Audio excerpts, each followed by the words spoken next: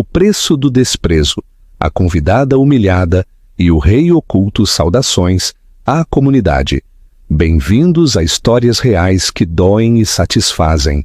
Hoje, vocês testemunharão uma traição tão fria que fará seu sangue gelar, mas também uma reviravolta tão doce que vocês vão querer celebrar.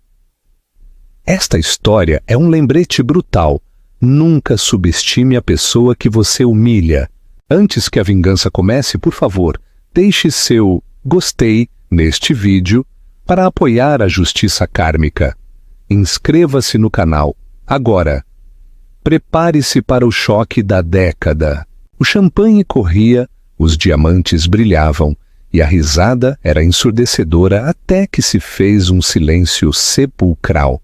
Todos nós já vimos casamentos tóxicos, mas o que Marcos Silveira fez com sua esposa grávida, Clara, na gala mais exclusiva do ano, supera a crueldade. Ele pensava que ela era apenas uma garota pobre, sem conexões, e que seu silêncio era fraqueza. Ele estava errado. A humilhação pública foi a sentença dele. Porque quando as portas se abriram e o homem mais temido do mundo dos negócios entrou, ele não caminhou em direção ao anfitrião multimilionário. Ele caminhou diretamente para a mulher que chorava no canto. A queda do Silveira está prestes a começar. A execução pública. O ar dentro da extensa mansão da família Silveira, no Jardim Europa, em São Paulo, cheirava a lírios caros e dinheiro antigo. Era o 60º aniversário de Dona Victória Silveira, a matriarca do Império Silveira Logística, e o tema era Ouro e Glória. Cada convidado tinha um patrimônio líquido que poderia comprar uma ilha pequena no Caribe. Homens em ternos italianos bebiam uísque envelhecido discutindo fusões. Mulheres em vestidos de alta costura, que custavam mais do que um carro de luxo, julgavam a todos. E então estava Clara com 7 meses de gravidez. Clara se sentia menos como uma esposa e mais como um móvel inconveniente. Seus pés estavam inchados, latejando dentro de saltos, que ela só usava porque Marcos insistia que sapatos baixos eram para plebeus. Ela usava um vestido de gestante azul claro que havia costurado ela mesma. Era elegante, modesto e feito com amor, mas nesta sala de Versace e Dior parecia feito em casa. Ela estava perto da mesa de buffet, bebendo água com gás, tentando captar o olhar do marido do outro lado da sala. Marcos Silveira era bonito, com aquela beleza afiada e predatória. Ele tinha 32 anos, era o CEO da Silveira Logística e o queridinho de sua mãe. Ele estava ao lado da lareira, rindo alto de uma piada feita por um deputado. Clara o observou, sua mão descansando instintivamente sobre a barriga. Ela não falava com ele há 3 horas, desde que entraram no carro, onde ele olhou para o vestido dela e suspirou. Você realmente vai usar isso? Mamãe vai fazer um escândalo. É confortável, Marcos, Clara sussurrou, segurando as lágrimas. E estamos com o orçamento apertado, já que você cortou meu acesso à conta conjunta. Eu cortei porque você gasta imprudentemente em tralhas de bebê que não precisamos. Ele retrucou, verificando seu reflexo. Apenas tente passar despercebida. Não me envergonhe esta noite. Há investidores aqui. Agora parada sozinha, Clara sentia o peso dessas palavras. Não me envergonhe. Um garçom passou com uma bandeja de blines de caviar. Clara pegou um. Ela não comia desde o café da manhã devido aos enjoos matinais, mas antes que sua mão tocasse o guardanapo, uma voz cortou o ar. Oh, cuidado, querida. Não queremos que você derrame neste seu projeto artesanal pitoresco que está usando. Clara congelou. Ela se virou para ver Dona Victória Silveira, sua sogra, segurando uma taça de champanhe como uma arma. Victória, envolta em seda dourada, gotejava safiras. Seu sorriso nunca chegava aos seus olhos. Nunca. Feliz aniversário, Victoria, disse Clara, sua voz tremendo ligeiramente. A senhora está linda. Victoria olhou para Clara de cima a baixo. Seu olhar parou na barriga com desdém. E você está enorme. Sério, Clara, você não conseguiu encontrar algo para disfarçar melhor a forma? Você parece prestes a explodir. É deselegante para os convidados. Eu estou grávida, Victoria. É natural. Clara se defendeu suavemente. Victoria tomou um gole de sua bebida, aproximando-se. É comum. Isso é o que é. Marcos tem um futuro tão brilhante. É uma pena que esteja preso a alguém que não entende a arte da apresentação. Quem é você, de novo? Ah, sim, a garota da lanchonete. Era um insulto que ela usava frequentemente. Clara havia trabalhado como garçonete quando conheceu Marcos há 3 anos. Ele tinha sido charmoso na época, até humilde. Ele disse que amava sua simplicidade. Ele tinha mentido. Eu sou a esposa dele, disse Clara levantando o queixo. Por enquanto, Victoria sussurrou, piscando antes de se virar para cumprimentar a esposa de um CEO com uma risada falsa e aguda. Clara sentiu as lágrimas arderem em seus olhos. Ela precisava de Marcos. Ela precisava que ele a abraçasse, que dissesse à mãe para parar, que validasse sua existência. Ela começou a caminhar com dificuldade pela multidão, desviando de olhares críticos em direção à lareira. Finalmente, ela o alcançou. Ele estava imerso em uma conversa com Júlio Torres, um potencial investidor. Marcos, ela disse suavemente, tocando o cotovelo dele. Marcos estremeceu como se tivesse sido queimado. Ele se virou. Seus olhos se apertaram ao vê-la. A irritação foi instantânea. Qual é o problema, Clara? Eu estou ocupado.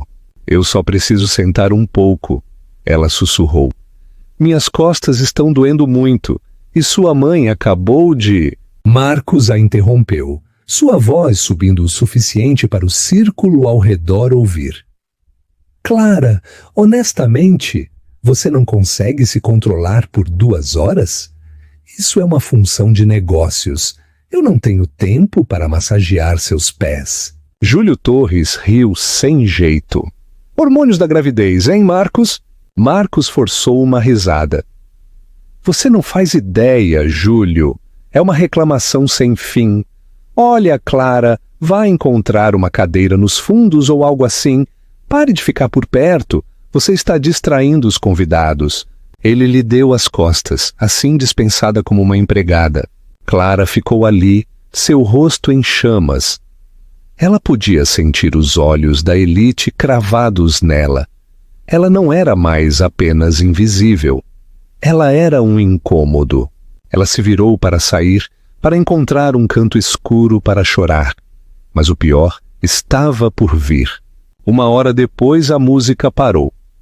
Era a hora dos brindes e da entrega de presentes. Este era o ponto alto das festas Silveira, uma exibição grotesca de riqueza onde as pessoas competiam para ver quem daria à vitória o item mais caro.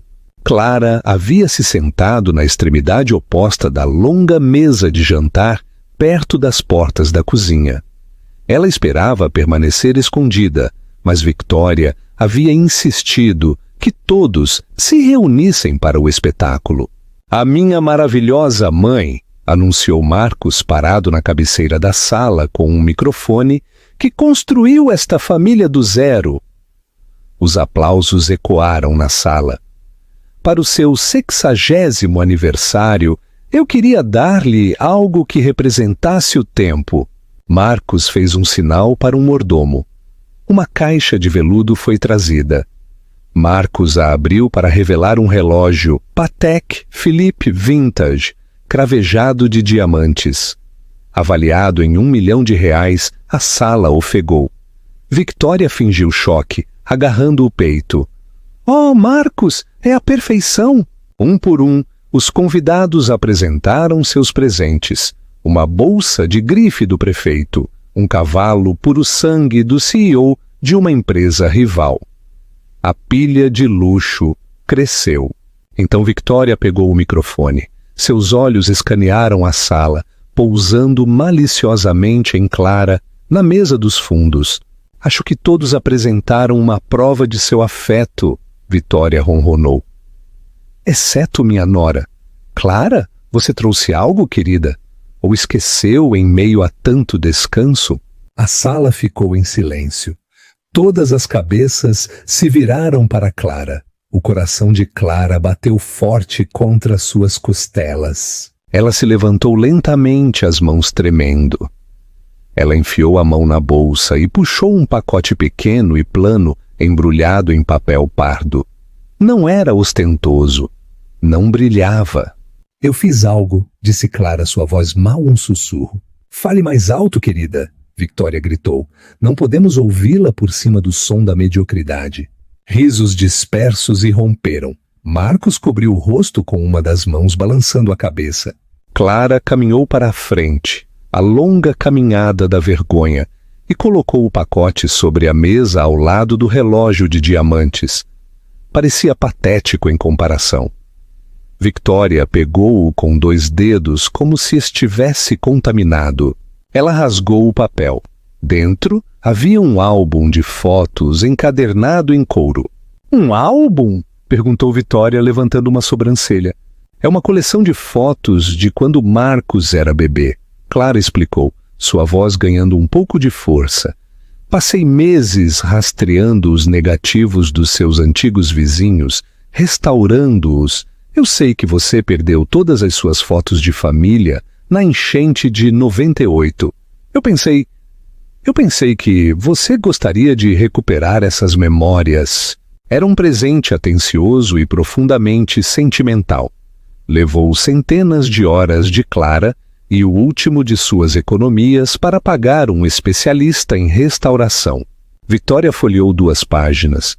Ela olhou para uma foto de si mesma, em um casaco desgastado segurando um Marcos bebê, e zombou. Memórias?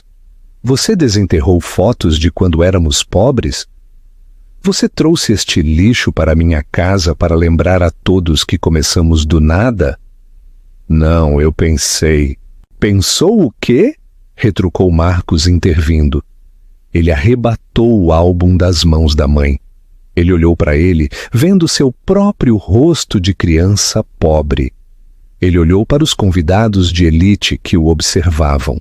Ele sentiu a vergonha de seu passado, borbulhando. Em vez de defender o esforço da esposa, ele escolheu seu ego. Isso é embaraçoso, Clara.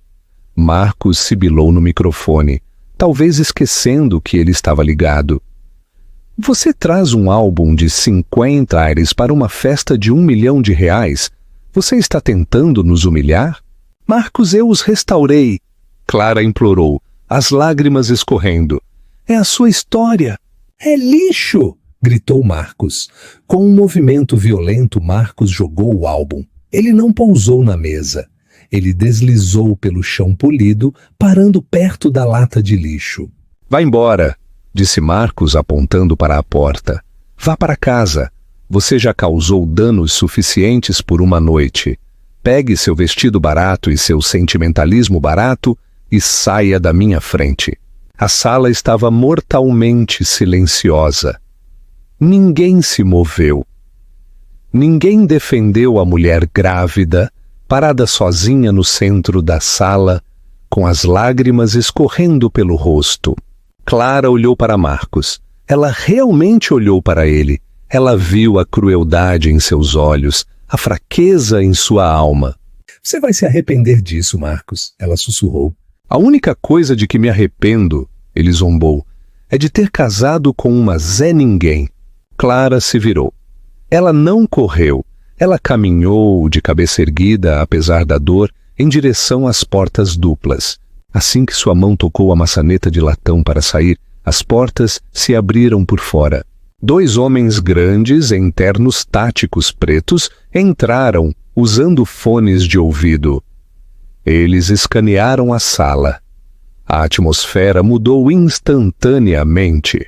Então, uma terceira figura entrou. Era um homem mais velho, talvez com 65 anos, com cabelos prateados e uma barba que parecia esculpida em granito.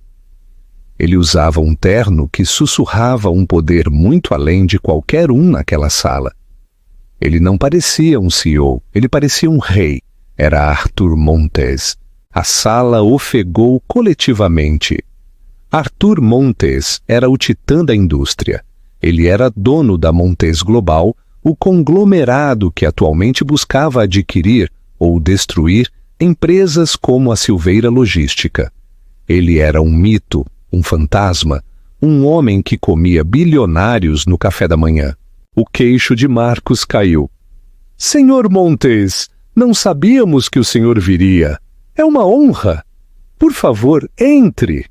Marcos correu para a frente, passando por cima do álbum de fotos que sua esposa havia feito, empurrando Clara para chegar ao bilionário. Arthur Montes nem sequer olhou para Marcos. Seus olhos frios, cor de cinza-aço, estavam fixos em uma pessoa. Ele caminhou bem ao lado da mão estendida de Marcos. Ele caminhou para além de uma Victoria atordoada. Ele parou na frente de Clara. A sala prendeu a respiração. Por que o titã da indústria estava parado na frente da Zé Ninguém grávida e chorando? O rosto de Arthur Montes, conhecido por ser de pedra, suavizou. Uma única lágrima escapou de seu olho. Ele estendeu a mão e gentilmente segurou o rosto de Clara. Me desculpe o atraso, Clara, ele disse usando o nome de nascimento dela, sua voz ecoando no salão silencioso. O papai chegou. Marcos congelou. A cor sumiu do rosto de Victoria. Clara olhou para o homem mais poderoso do mundo e soluçou. Me leva para casa, pai. Arthur olhou para cima. Seus olhos se transformaram em gelo glacial enquanto olhava para Marcos. Você a chamou de Zé Ninguém, disse Arthur, sua voz baixa e perigosa. Você acabou de humilhar a única herdeira do Império Montes. O desenlace kármico. O silêncio no salão de festas do Silveira não era apenas quietude, era pesado. Parecia que o ar havia sido sugado da sala, substituído por uma pressão sufocante. As taças de champanhe pararam de tilintar. A fofoca cessou. O único som era o ofegar alto de Dona Vitória Silveira, que parecia ter engolido um pedaço de vidro. Marcos estava congelado, sua mão ainda meio levantada em um patético gesto de saudação que havia sido ignorado. Ele olhou da figura imponente de Arthur Montes para sua esposa, Clara, que chorava no rosto do bilionário. Pai, Marcos gaguejou, sua voz falhando. Clara, o quê? O que está acontecendo? Você me disse que seu pai era um mecânico aposentado em Porto Alegre. Arthur Montes não soltou a filha. Ele virou a cabeça lentamente, fixando Marcos com um olhar que poderia tirar a tinta de uma parede. Ela te disse isso, Arthur trovejava, porque queria saber se você a amava, ou se você apenas amava o talão de cheques anexado ao nome dela. Tivemos uma aposta, Clara e eu. Eu disse a ela que os homens neste círculo são víboras. Ela me disse que eu estava errado. Ela disse que conheceu um homem que amava sua simplicidade. Arthur fez uma pausa, olhando para o vestido de gestante barato que Clara usava, aquele que Victoria havia ridicularizado momentos antes. Parece, disse Arthur, sua voz caindo em um sussurro aterrorizante, que eu ganhei a aposta. Dona Victoria, sempre a oportunista, tentou salvar o navio que afundava. Ela avançou. Seu rosto se reorganizou em uma máscara de pânico e cortesia. Senhor Montes, ela começou, sua voz trêmula. Certamente isso é um mal-entendido. Uma piada. Clara nunca mencionou. Nós a tratamos como família. Estávamos apenas nos divertindo um pouco. O senhor sabe como é a dinâmica familiar. Chega! Arthur ordenou. Ele não precisou gritar. A única palavra atingiu Victoria como um golpe físico. Arthur se afastou suavemente de Clara, mantendo um braço protetor em torno de seus ombros. Ele caminhou lenta e deliberadamente em direção à lata de lixo onde o álbum de fotos estava. O titã da indústria se inclinou. Ele recuperou o pacote de papel pardo. Ele o limpou com seu próprio lenço. Ele o abriu, olhando para as fotos restauradas de uma jovem e empobrecida Victoria e Marcos. Você chamou isso de lixo, disse Arthur segurando o álbum. Minha filha passou 3 meses rastreando os negativos.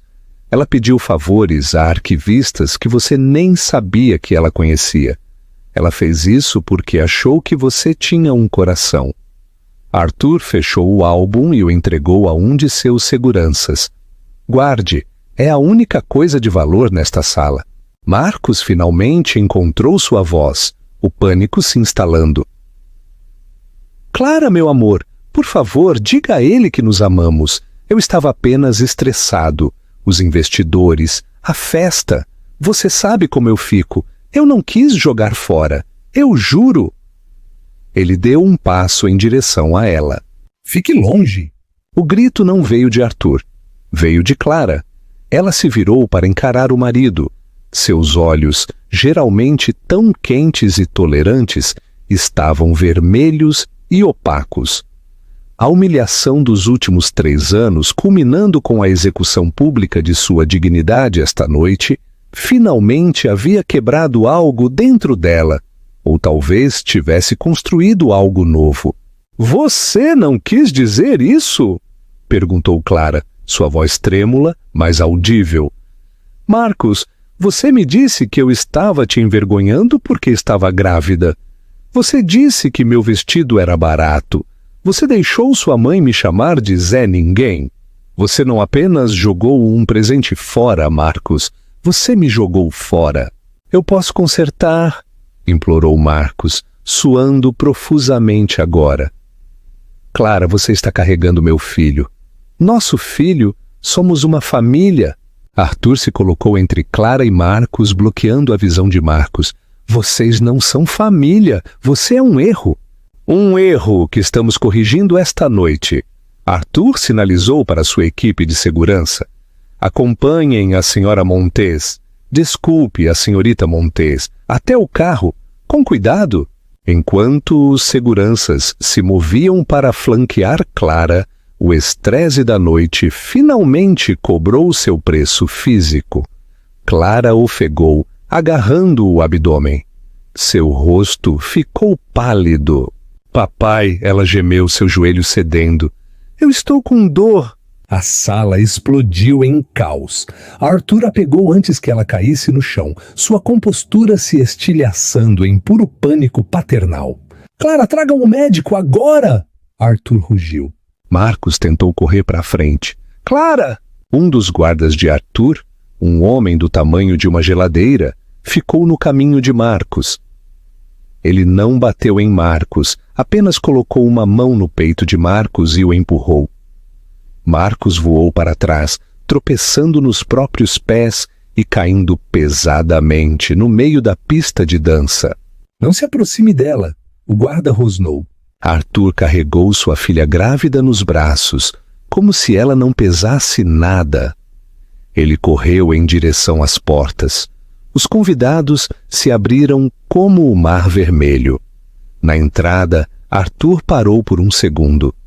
Ele não olhou para trás, mas sua voz chegou até a trêmula família Silveira. Se algo acontecer com meu neto, Arthur prometeu, eu não vou apenas levar você à falência, Marcos, eu vou te castrar e depois te processar. E então eles se foram. O som da caravana Montes acelerando desapareceu na noite, deixando a mansão Silveira em estado de choque. Por 10 segundos ninguém se moveu. Então, o feitiço foi quebrado. Começou com Júlio Torres, o investidor que Marcos estava tentando impressionar a noite toda. Júlio colocou sua taça de champanhe na bandeja de um garçom. Ele pegou o telefone e discou um número. Cancele o contrato com a Silveira, Júlio disse em voz alta, sem se importar com quem estava ouvindo. Sim, imediatamente. O acordo de logística está morto e venda minhas posições vendidas nas ações deles. Elas vão despencar pela manhã. Marcos se levantou ajeitando seu terno bagunçado.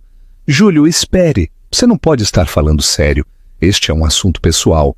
Não tem nada a ver com negócios. Júlio olhou para Marcos com uma mistura de pena e desgosto. Marcos, você acabou de abusar publicamente da filha de Arthur Montes. Arthur Montes é dono das linhas de navegação que usamos. Ele é dono do banco que detém seus empréstimos. Ele está no conselho da comissão reguladora. Você não é apenas um marido ruim. Você é um risco de negócio radioativo. Júlio saiu. Esse foi o sinal. Os outros convidados, sentindo o cheiro da morte no nome Silveira, começaram a fugir. Tenho que acordar cedo, murmurou o prefeito, passando por Victória sem fazer contato visual. Festa adorável, mas precisamos ir, disse o CEO da empresa rival, reprimindo um sorriso. Ele sabia que suas ações estavam prestes a subir. Em 20 minutos, o Gala Ouro e Glória estava vazio. Os únicos que restavam eram Marcos, Vitória e a equipe de limpeza. Vitória desabou em um sofá de veludo. Desta vez, o medo era real. Idiota, ela sibilou para o filho. Você é um tolo absolutamente incompetente. Eu e você? Marcos chorou. Você é quem a chamou de Zé Ninguém, a garota da lanchonete, lembra? Eu estava protegendo nossa imagem. Como eu deveria saber que ela era uma Montes? Victória chiou.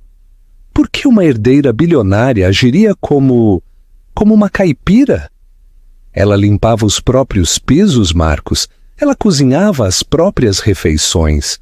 Ela era humilde, Marcos gritou, percebendo o que havia perdido. Ela era tudo o que não somos, e nós a odiamos por isso. Ele pegou o telefone, sem serviço. O quê? Marcos franziu a testa. Ele verificou o Wi-Fi. Nada. O telefone fixo na mesa tocou. Foi um som áspero e dissonante no salão vazio. Victória encarou-o. Atenda. Marcos cambaleou e pegou o fone. Olá, senhor Silveira. Uma voz clara e profissional falou do outro lado. Eu sou Jaime Rocha, consultor jurídico da Montes Global. Ligo para informá-lo de que sua autorização de segurança na Silveira Logística foi revogada, pendente de uma investigação por desvio de fundos. Desvio de fundos? Marcos quase deixou o telefone cair. Eu sou o dono da empresa. Eu não desviei nada. Os auditores do Sr. Montes, que acabaram de adquirir uma participação majoritária em sua dívida com um banco há 10 minutos, parecem pensar que há discrepâncias. Seus ativos foram congelados, Sr. Silveira. Todos eles, incluindo suas contas pessoais e cartões corporativos.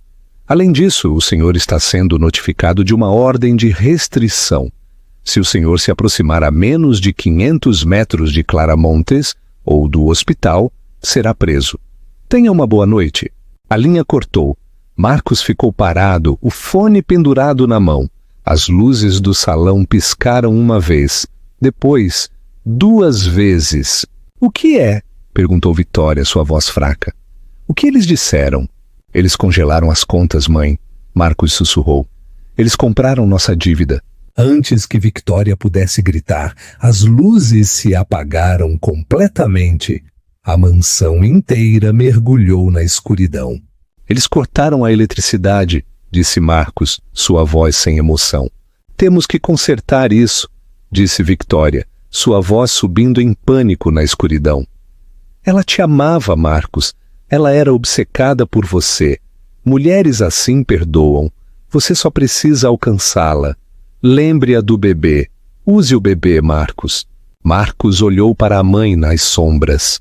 Pela primeira vez ele a viu não como a matriarca de um império, mas como uma velha desesperada e cruel que o havia levado a um penhasco. Eu não consigo alcançá-la, disse Marcos, mas eu sei quem consegue. Quem? A melhor amiga dela, disse Marcos. A Soraya, aquela que não convidamos porque você disse que ela parecia muito popular. Soraya é a única pessoa que a Clara escuta. Ligue para ela, Victoria insistiu. Eu não posso, disse Marcos olhando para seu telefone morto. Eu tenho que ir de carro para a cidade. Eu tenho que implorar a ajuda de uma garçonete. Marcos pegou as chaves do carro e saiu correndo da mansão. Pergunta interativa e CTAs de suspense. Clara está em perigo de parto prematuro. Marcos vai implorar à amiga popular de Clara, Soraya, que o ajude. Você acha que Soraya o ajudará pelo bem de Clara e do bebê? Ou o enviará diretamente para as garras de Arthur Montes?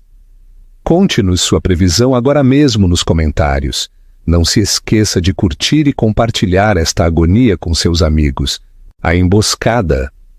A corrida para o Hospital Santa Cruz foi um borrão de luzes vermelhas e mudanças de faixa imprudentes. A mente de Marcos corria, construindo uma narrativa que o salvaria. Ele diria a Clara que teve um ataque de pânico. Ele diria que o estresse da empresa o havia quebrado. Ele culparia a mãe. Ele faria o que fosse preciso para voltar para a órbita Montes. Ele parou bruscamente no estacionamento do hospital, deixando seu Porsche torto. Ele correu para a entrada da emergência, mas uma parede de policiais uniformizados e seguranças privados bloqueava as portas. A imprensa já estava lá. O título na tela de uma van próxima dizia: Filha do Titã hospitalizada após incidente na Gala Silveira. Marcos levantou a gola do casaco, tentando esconder o rosto, e deslizou ao redor do lado do prédio em direção à área de fumantes. Ele sabia que Soraya, a amiga de Clara, fumava quando estava estressada. Era uma chance remota, mas era tudo o que ele tinha. E lá estava ela. Soraya estava caminhando perto dos bicicletários. Ela usava uma jaqueta jeans desbotada e botas de combate, a mesma roupa que Marcos muitas vezes havia menosprezado. Soraya! Marcos sibilou saindo das sombras. Soraya pulou. Quando ela viu que era Marcos, sua expressão não se transformou em medo, transformou-se em gelo. Você tem muita coragem de aparecer aqui, Marcos, ela disse, sua voz perigosamente calma.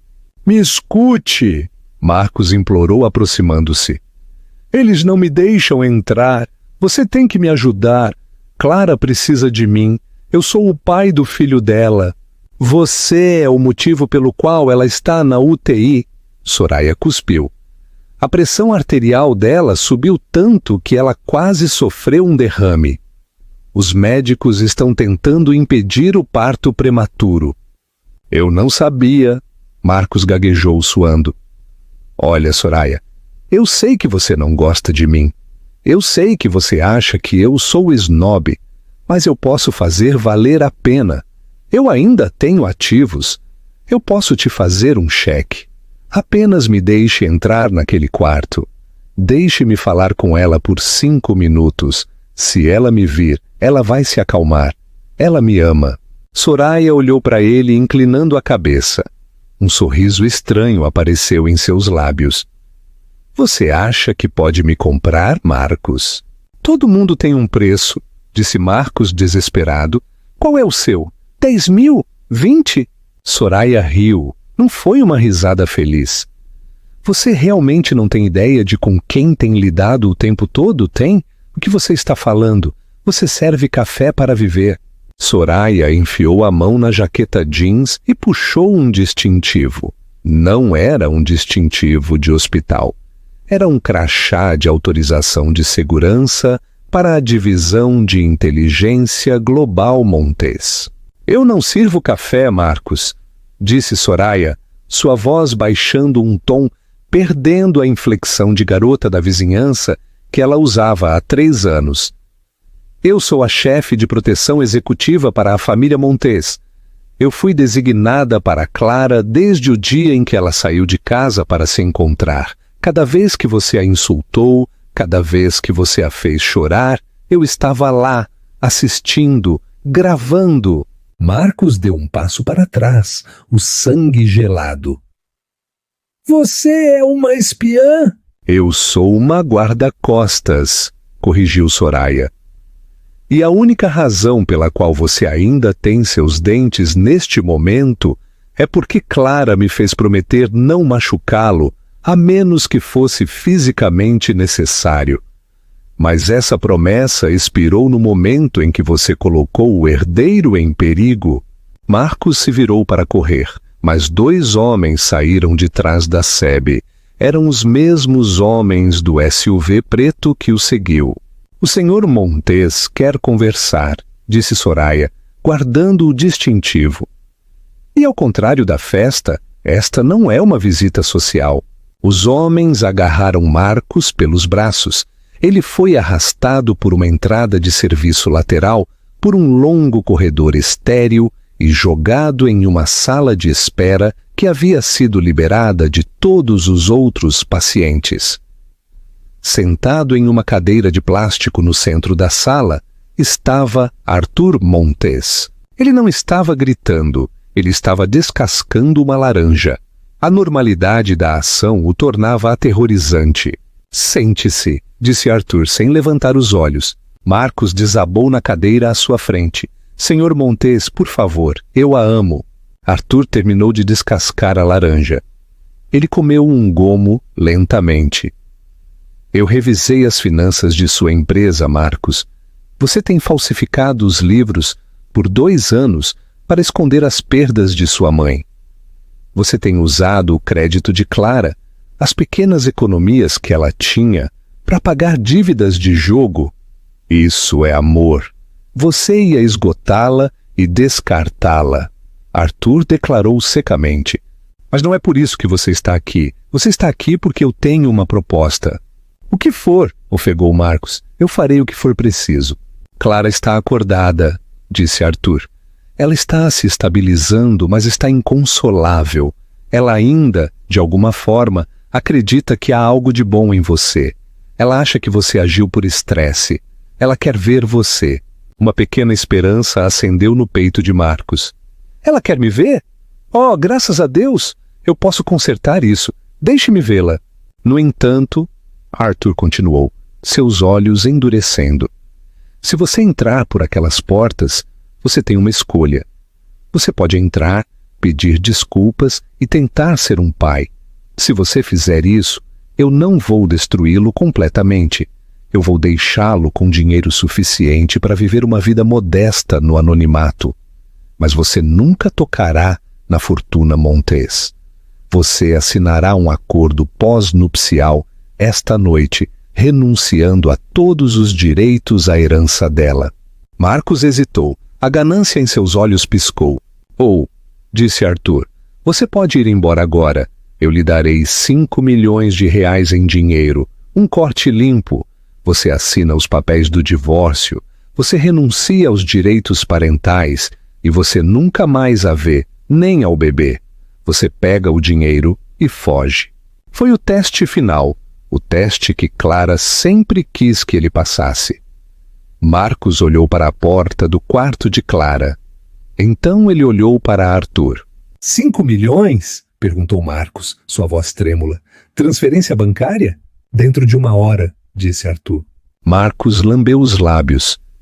Ele pensou na mulher grávida chorando no quarto ao lado. Ele pensou no bebê.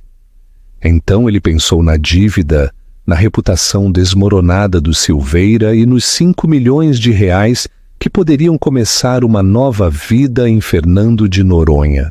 Eu aceito o dinheiro, Marcos sussurrou. Arthur assentiu lentamente.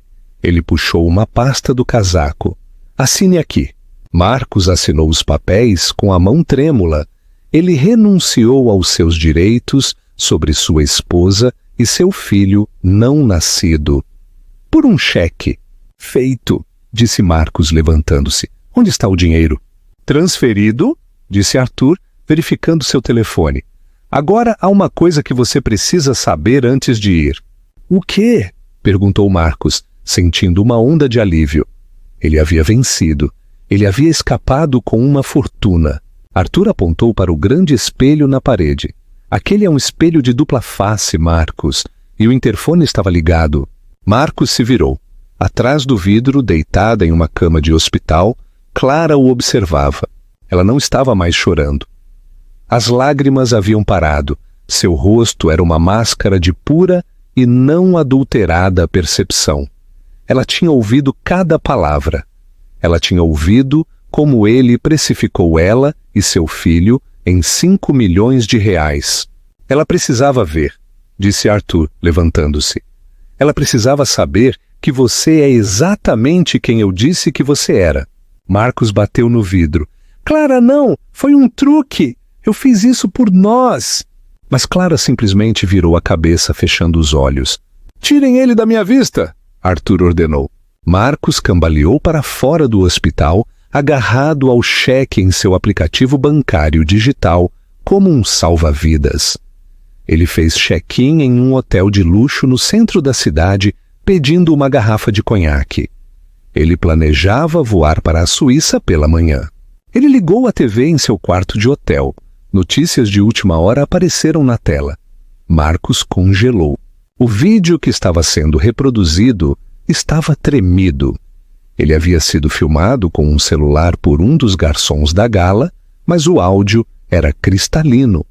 Ele mostrava Marcos jogando o álbum de fotos fora. É lixo, vá embora. Você já causou danos suficientes por uma noite. O clipe cortou para Arthur Montes entrando na sala. Você acabou de humilhar a única herdeira do Império Montes. A voz do apresentador de notícias voltou. Este vídeo, vazado há apenas 1 hora, já acumulou 20 milhões de visualizações. O homem no vídeo, Marcos Silveira, CEO da Silveira Logística, está atualmente sob investigação por desvio de fundos, mas a internet já emitiu seu veredito. Marcos agarrou seu telefone. Suas notificações de redes sociais estavam explodindo. Milhares de comentários por segundo. Monstro. Como ele pôde tratar uma grávida assim? Boicote a Silveira Logística. Então, uma nova notificação apareceu. Era um e-mail do banco. Assunto: aviso de congelamento de conta. O quê? Marcos gritou. Arthur disse que transferiu. Ele fez login em sua conta. Os 5 milhões estavam lá, mas a conta estava bloqueada. Ele ligou para o banco. Senhor Silveira, disse o gerente soando apavorado. Recebemos uma ordem judicial federal. Todos os fundos associados ao nome Silveira foram congelados como prova na investigação de desvio de fundos. Os 5 milhões de reais que o senhor acabou de receber foram sinalizados como produto de um acordo ilícito e apreendidos pelo Ministério da Justiça. Isso foi um presente, Marcos gritou. Arthur Montes me deu! O senhor Montes alertou as autoridades de que o senhor aceitou um suborno para fugir da jurisdição, disse o gerente. Ele cooperou totalmente com a investigação. Marcos deixou o telefone cair. Ele havia sido manipulado.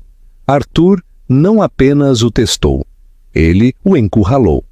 Ao aceitar o dinheiro para deixar sua família, Marcos havia admitido uma falha de caráter que Arthur usou legalmente como uma arma. O dinheiro foi à isca e Marcos havia mordido. Bateram na porta do hotel. Marcos olhou pelo olho mágico. Não era serviço de quarto. Era a polícia. Marcos Silveira! Uma voz ecoou. Abra! Temos um mandado de prisão por acusações de fraude, desvio de fundos e abandono conjugal. Marcos recuou em direção à varanda. Ele olhou para as luzes da cidade. Ontem ele havia sido um rei. Agora ele não tinha nada. Ele abriu a porta. Enquanto as algemas se fechavam em seus pulsos, a policial, uma jovem que se parecia vagamente com Clara, inclinou-se. Minha irmã viu aquele vídeo. A policial sussurrou com desgosto.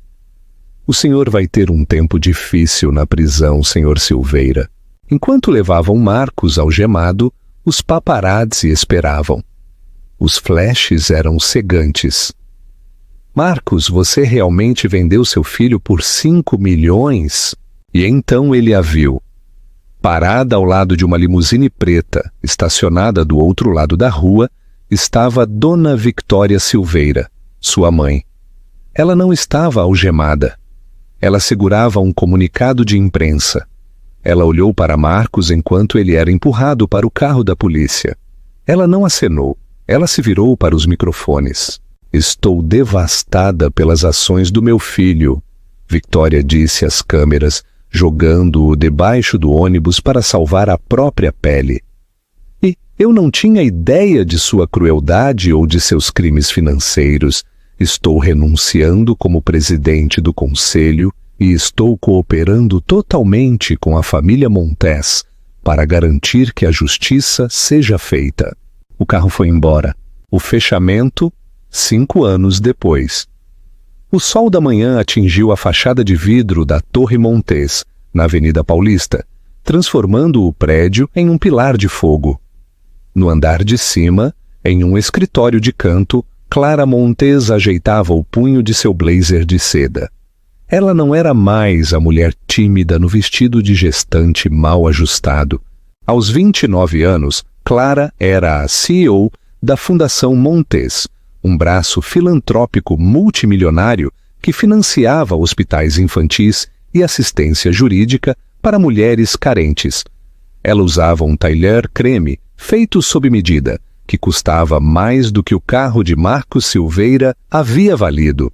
Seu cabelo estava cortado em um bob elegante e sua postura era de aço. Senhorita Montes, Clara se virou. Soraya, ainda sua chefe de segurança, mas agora também sua confidente mais próxima e madrinha de seu filho, estava na porta. O carro está pronto, Clara, e ele está na agenda para as 10 horas. Você tem certeza de que quer fazer isso? Você não deve nada a ele, nem mesmo um adeus. Clara olhou para a foto emoldurada em sua mesa. Era a imagem de um menino de 4 anos com cabelo cacheado e olhos verdes brilhantes, rindo enquanto segurava um avião de brinquedo. Léo, seu filho. O filho que Marcos havia vendido por 5 milhões de reais. Eu não estou fazendo isso por ele, Soraya, disse Clara, sua voz firme. Eu estou fazendo isso por Léo. Eu preciso olhar para o monstro nos olhos pela última vez para ter certeza de que ele realmente se foi. Eu preciso fechar a porta tão forte que ela nunca mais se abra. Soraya assentiu, sua expressão sombria. Eu estarei logo atrás do vidro. Se ele sequer se mexer, eu aciono o alarme.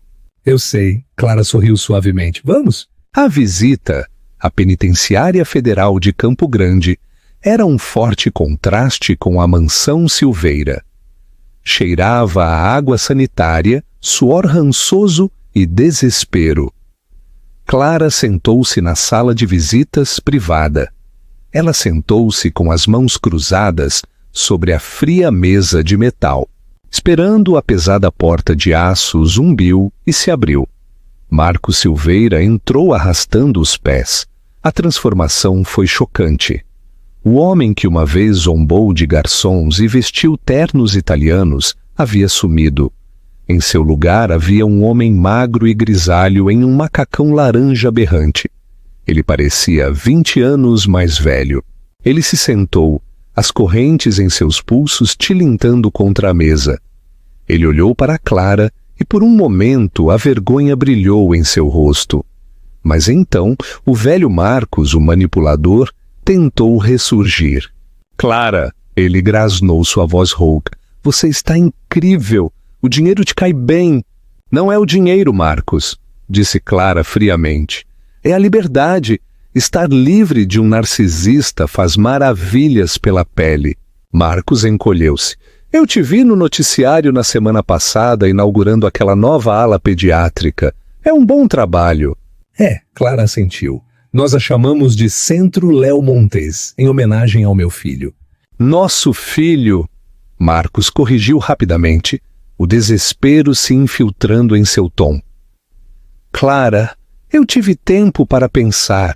5 anos nesta jaula mudam um homem. Eu sei que eu errei. Eu sei que eu te machuquei. Você não apenas me machucou, Marcos. Clara interrompeu, sua voz desprovida de simpatia. Você me humilhou. Você tentou me apagar. E depois você vendeu nosso filho. Lembra do preço? 5 milhões. Isso é o que sua família valia para você. Eu fui encurralado, Marcos implorou. Seu pai me armou uma armadilha. Ele te deu uma escolha. Clara corrigiu. Você escolheu o dinheiro. Mas não é por isso que estou aqui. Marcos parecia esperançoso. Por que você está aqui? Para me tirar? Eu posso ajudar você a administrar a fundação. Eu tenho ideias, Clara. Eu posso ser útil. Eu posso ser um pai. O Léo pergunta por mim.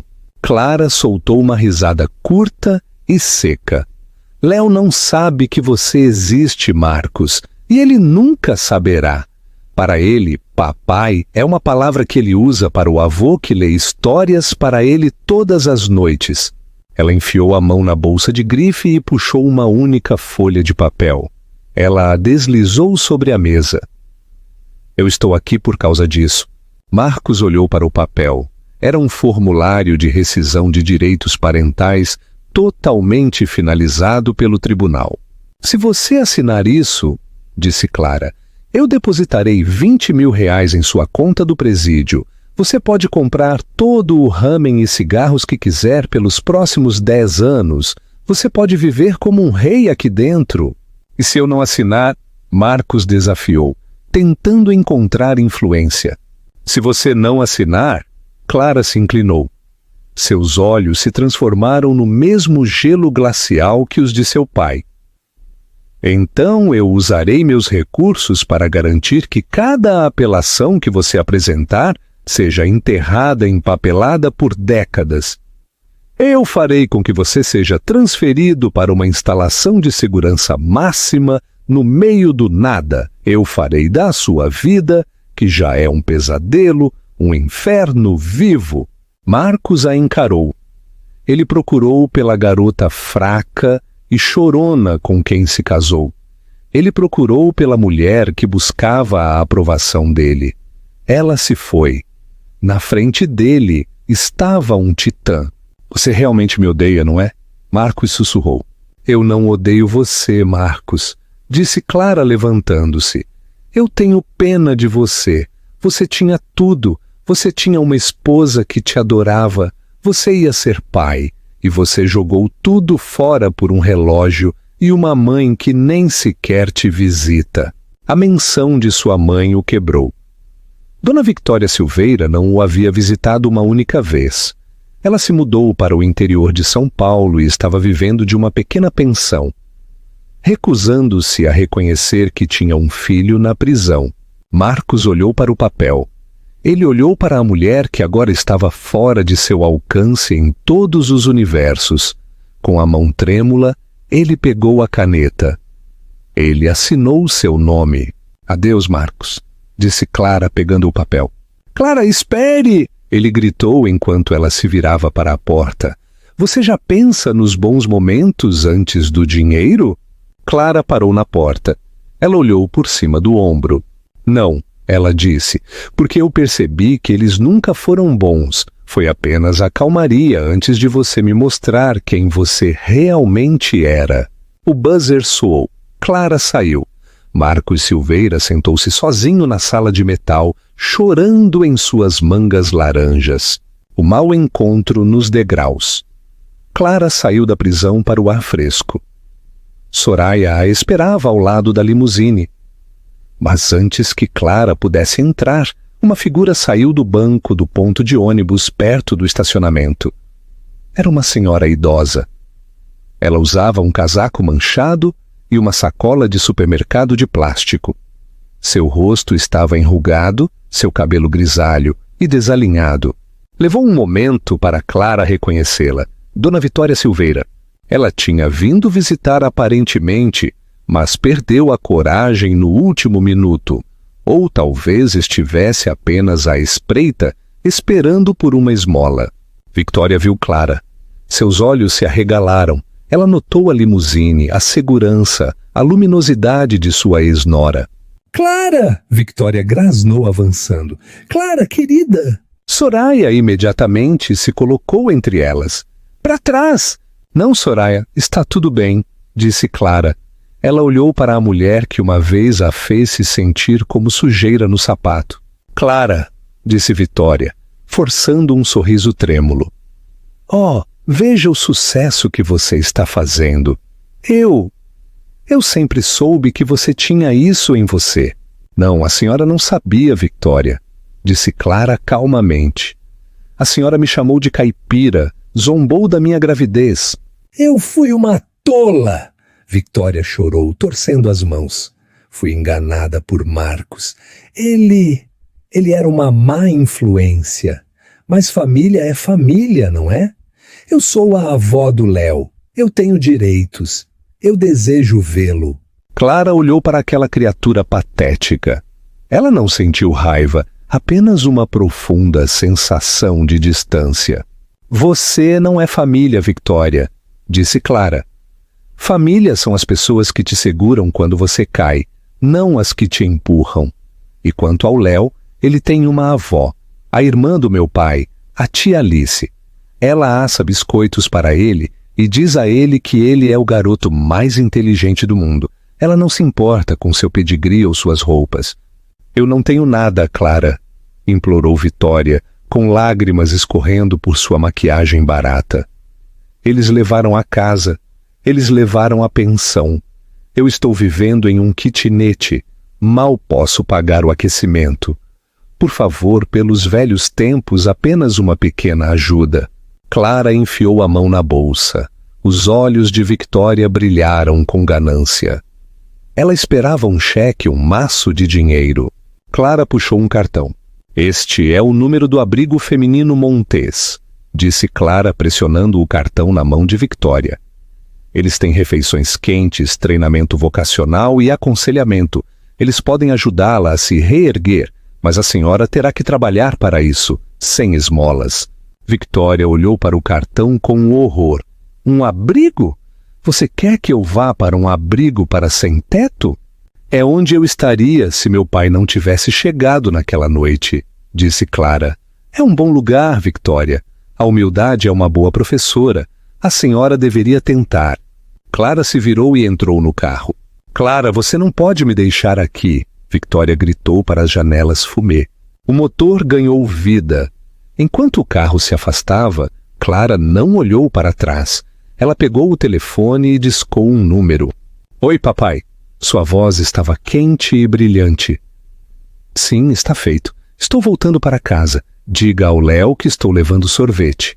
E essa é a história de Clara, Marcos e a festa de aniversário que mudou tudo. É um lembrete brutal de que a maneira como tratamos as pessoas quando pensamos que elas não têm poder é o verdadeiro teste de nosso caráter.